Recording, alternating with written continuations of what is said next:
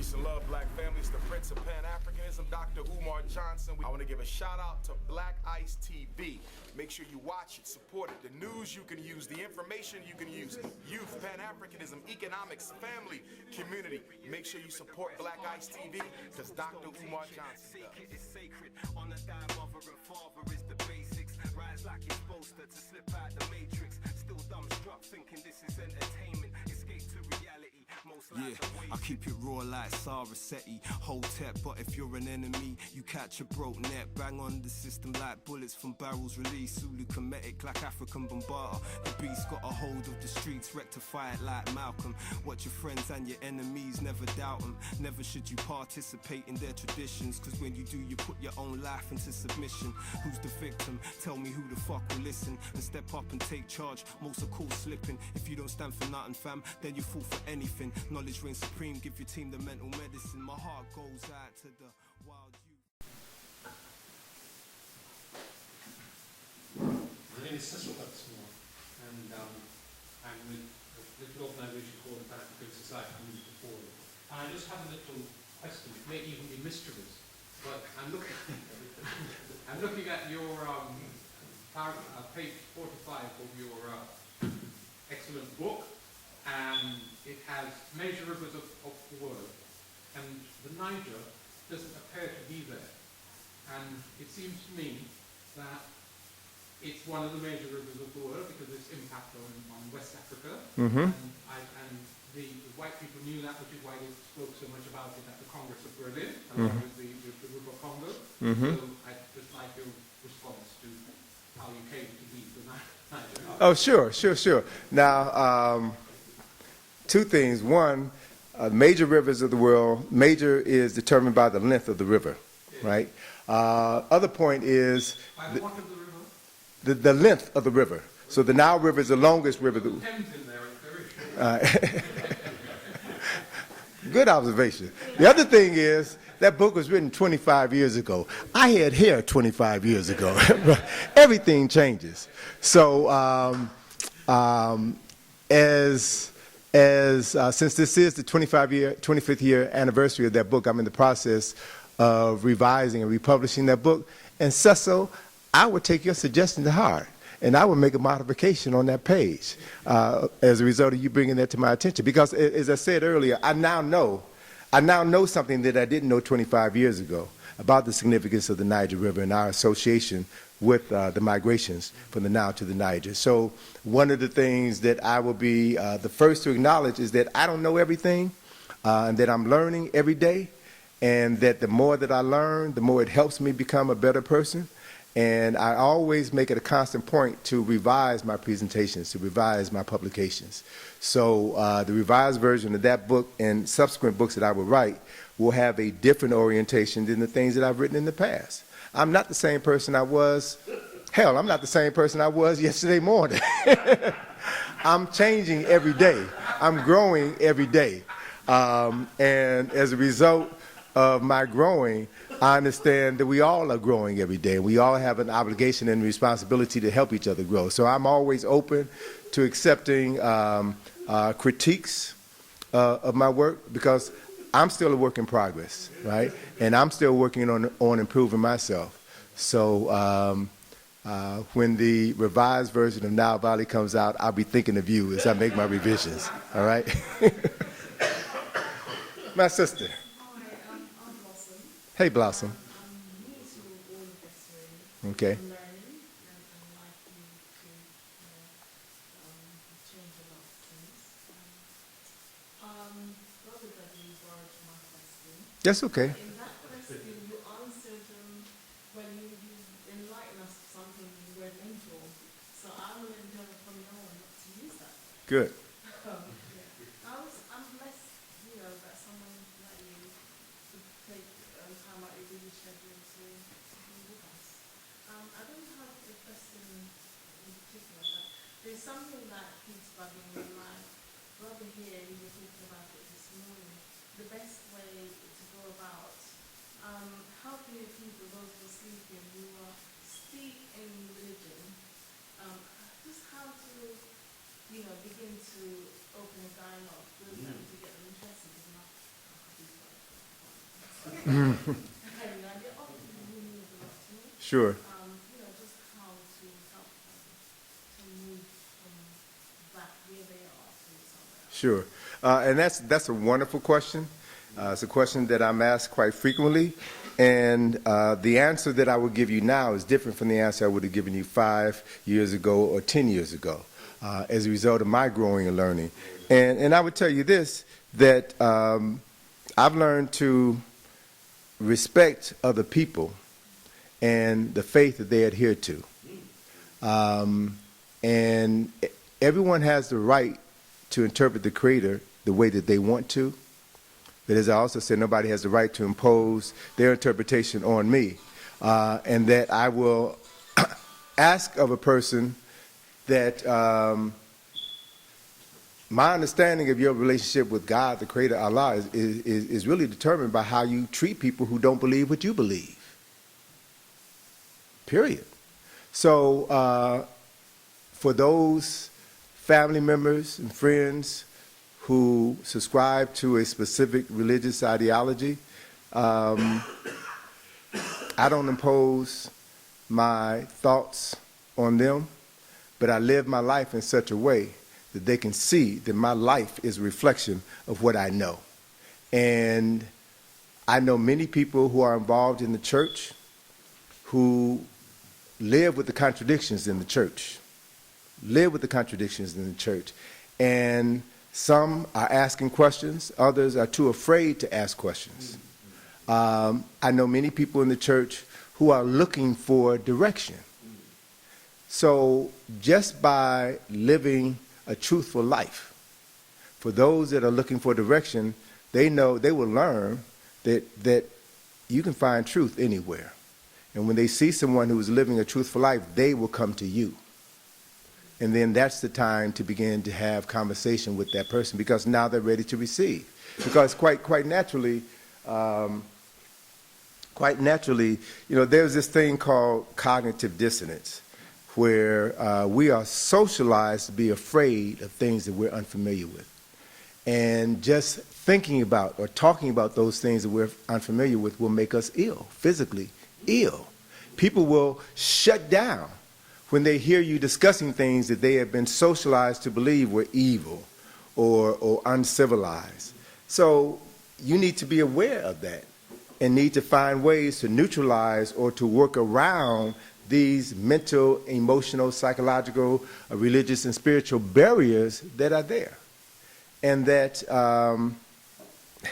also understand that you can't save everybody. And a lot of people who will be lost are people that we know and love dearly. You can't save everybody.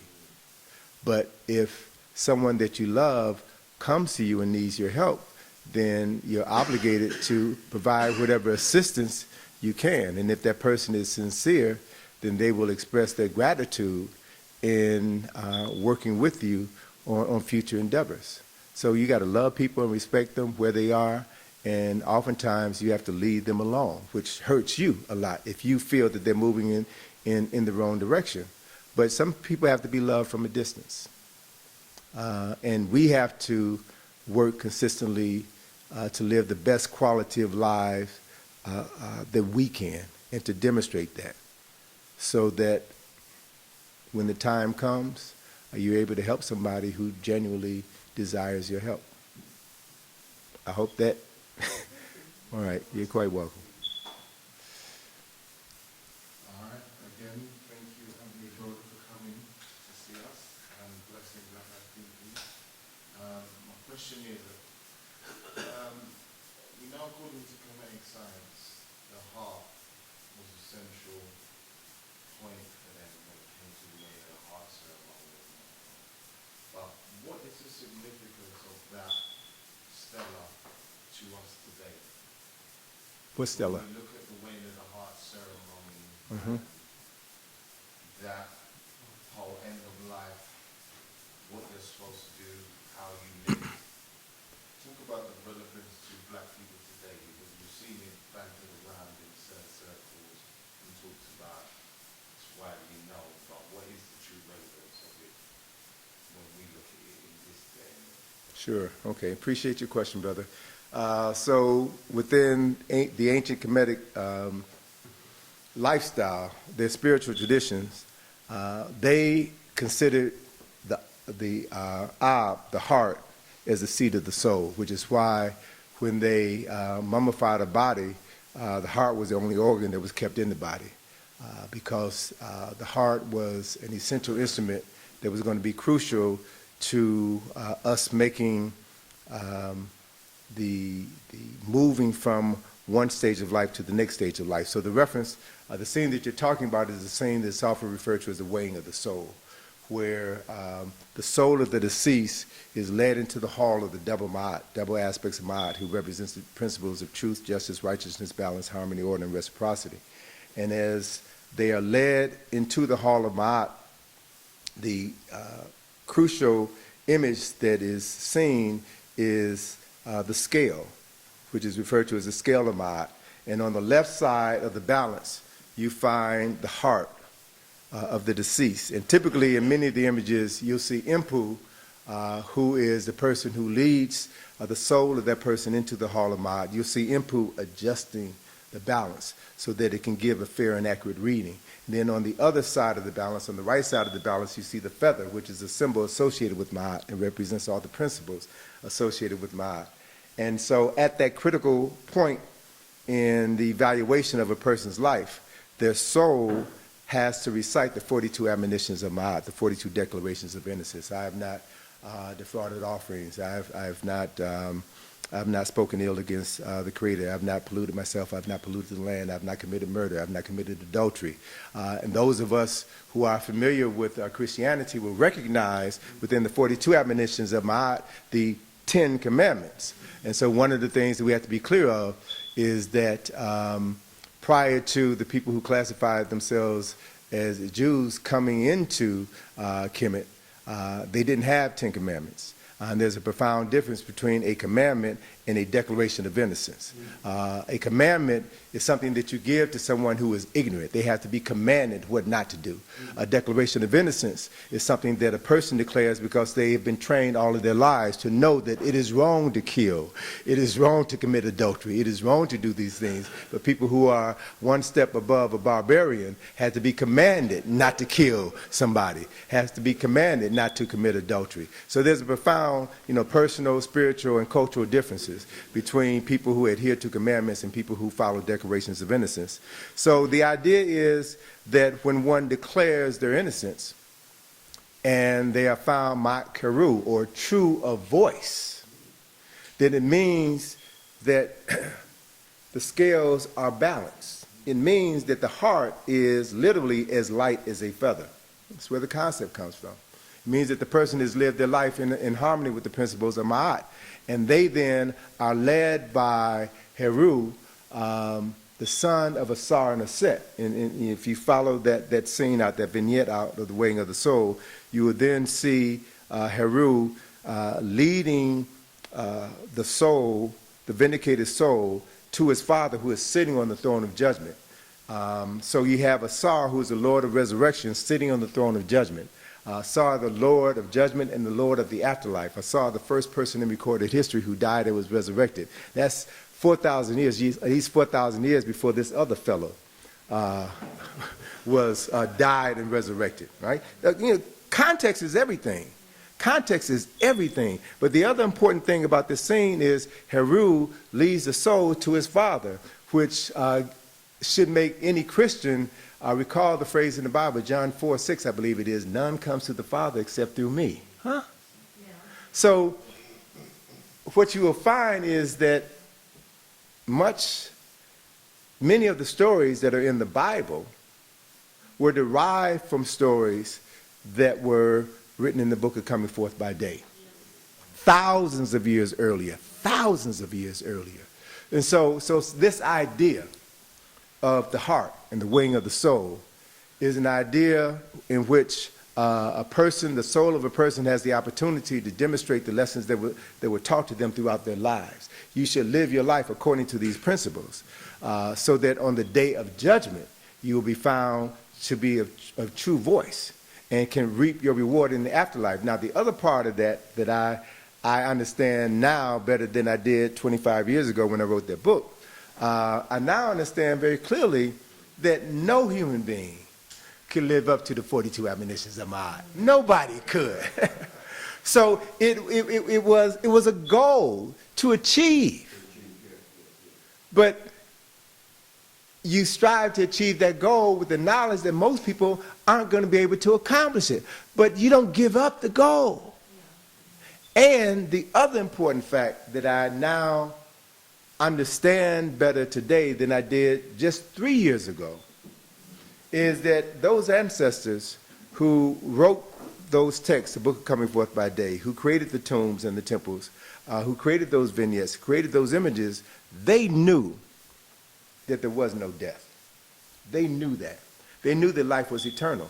They had a concept, a term for it called Rehime Misu, which means the repetition of the birth. We are continually reborn. They understood that the quality of our next life is determined by the quality of this life. And so if you've got the principles of Ma'at as your guide, and you can adhere to as many of those 42 principles as possible, it means that when you come back, you will have a better quality of life. So if you understand that philosophically then, when you look at brothers and sisters today who are struggling,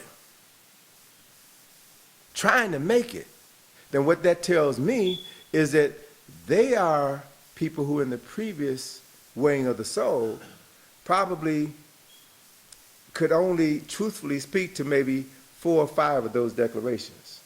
They didn't learn the lesson the last lifetime, so they got to learn it harder this time. And the idea is, if they strive to perfect living this time around, then next time around, they'll be a little bit higher. We only have the rest of our lives to get it right. Understand me, we only have the rest of our lives to get it right. So the sooner you realize that's the equation, then the sooner you can begin to make it right. And then connect with other people who are making it right and create more rightness together, which improves the likelihood of more people getting it right in the future. Does that make sense? Okay. Brother, your question. I was going to ask a particular question, but from your answer now, I'm going to change my question. Okay. Okay. What you've just said suggests, of course, that people who are experiencing great difficulties now have had committed offenses or not lived satisfactory lives in a previous existence. Right. Right. Okay. Most of the people in the world today who are suffering very, very badly are black people at the hands of the Europeans. Mm-hmm. What you've just said would then suggest that in the past, black people have then not lived proper lives. That's why we're suffering there. Mm-hmm. Do you accept that? Oh yeah, and I can elaborate if you like me to. Please, yes. All right, so let's get back to it. We know that human beings on the planet. We know, based on the current scientific evidence, that Homo sapiens sapiens has been living on the planet for at least 200,000 years. We know, based on the latest genetic evidence, that the people classified as Caucasian genetically mutated from Africans 8,000 to 7,000 years ago, which means that Africans have a 192,000-year head start. So we've been around here a long time, which has given us plenty of opportunities to master this thing called life. And when we look at the civilization of Kemet, we see Kemet and recognize Kemet as the oldest documented civilization on the face of this planet. That Africans 6,000 years ago were able to create things that human beings today, with all their technological advances, can't replicate today. So we were at the top. So for us to be suffering now all over the world meant that we did something wrong. All right? We messed up. What did we do? How do we lose this connection with the Creator? So that's the question for us to ask. How do we open the door to allow these barbarians to come in and take everything away from us, and then use our own creations against us? Take our concepts of God and give them back to us as these religions and have us worship their gods to our own detriment. What lessons can we learn from that? See, so we're at a very critical point in our advancement And I was talking to my sister in the back earlier, Patrina. We were talking about the cycles, all right? Everything follows cycles, all right? So if Africans were at the top of the cycle at one point in time and now we find ourselves at the bottom, then what that means is that we're starting to swing up now, all right? We're starting to swing up. So as we swing up, then let us not make the mistakes that we made in the past, all right? So that on this upswing, we can have a better quality of life. And that quality of life can last longer than it did before. But let's also, as we move up, know that at some point in time, we're going to reach the precipice, and then things are going to start moving back down again. That's the cycle of life. It's unavoidable. It's unavoidable. So if you know that, if you recognize that, if you live by that, then it means that you're prepared for everything that comes. The successes and the failures. One of the things that I learned from my Jacob John Henry Clark was that all history is a current event. History repeats itself over and over again. So if you understand the patterns and the cycles in history, then it's simply a matter of stepping back and seeing where you are in that cycle. You understand clearly what you've come from. You understand even more clearly where you're going. So you know how to position yourself to maximize your time and your energy, the use of your energy as you move into this new space.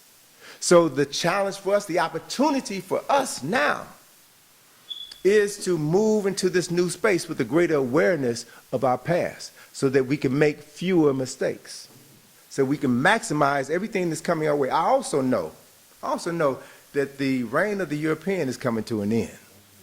It's coming to an end. And that they are going to have to pay for all of the evil that they've done all around the world. So, as the playing field is leveled, as they begin fighting for their lives, that gives us a little bit of freedom now because their feet are off of our backs. So what are we going to do now with this extra time we have? What are we going to do now with these extra opportunities we have now to improve our qualities of life? What lessons have we learned from the past that will allow us to move forward into the future as our own creators of our future? That's the challenge. That's the opportunity. That's a wonderful opportunity that awaits us now. So if we are willing to live up to those things that we say we believe in the ancestors, we say we believe in all these things, we'll put it to practice. Now's the time to put it to practice. All right? Talk is cheap. Talk is cheap. It's what you do. That's the only thing that matters, what you do. So if we spend less time talking and more time doing, then we'll be able to reap the fruits of our labor from doing things correctly. Make sense? Yes, this suggests that there's an inevitability in what happens, because if it's a cycle, what goes around comes around. Exactly. Astrologers are saying, about Sirius and its nearness to the sun and how it's influencing people's behavior here on Earth and gear changes, all kind of different things. Yeah. How it will affect human beings' behavior, relationships with each other, and what have you. So if it's that inevitable, how much of an input do we really have? All right, let's look at it this way. Prior to coming over here, I checked the weather forecast and saw it was going to be sunny in the 70s and 80s. It was going to be cool at night, and it was going to be raining Sunday, Monday, and Tuesday. So with that forecast of what was coming, I was able to pack appropriately. So if we know all of these things are going to be happening in the universe and all of these things are headed our way, how will we prepare ourselves for what we know is coming? Not what we believe, but what we know. Knowledge cancels out belief. So it's all about application of knowledge. And Brother Cecil, you wanna get in the last question. All right. No, I'm not seeking the last one. Absolutely not. All right. But just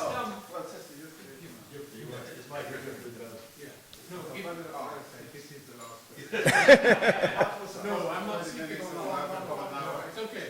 No, it's just that on the cyclical theory, where is the evidence that Africans are now on the upswing rather than the considerable evidence that we're continuing to be pushed down. Okay, good question. Where's the evidence that we're on the upstream? The fact that I'm here. The fact that I'm here. The fact that you are here. The fact that you don't have a jerry curl. The fact that you are not exhibiting behavior of crazy Negroes out in the street. We've always dealt with craziness, right? And we've always had people who were striving to improve their quality of life. So what you are going to see,